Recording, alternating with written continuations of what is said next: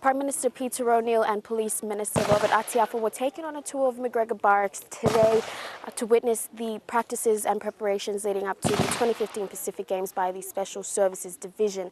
Now, as you can see behind me, there's a crowd of police officers. Prime Minister Peter O'Neill is seated somewhere in the front witnessing the practices, as you can hear the gunshots behind me.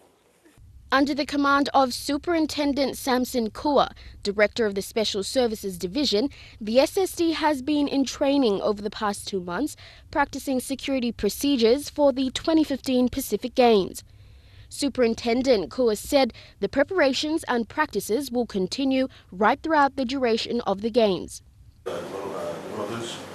Our training aspect of things, the projects that are going in the barracks, and deployments to major project sites in Papua New Guinea.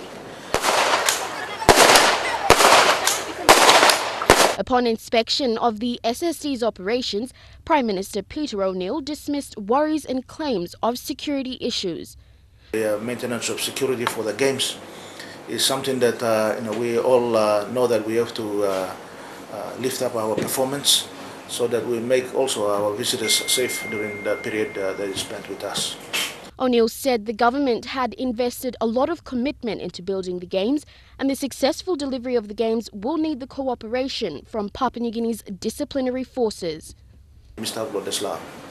And this is something that we did very successfully in 1991 when we hosted the last Games. We want these Games to be the most successful Games the Pacific has ever hosted. Nobody I don't think will repeat the commitments that we are doing today. The Director of Special Services, Superintendent Samson Kua, said these preparations were not just for the lead-up into the 2015 Pacific Games, but also for the APEC Summit, expected to be held here in Port Moresby in 2018. Lorraine, Genia, National EMTV News.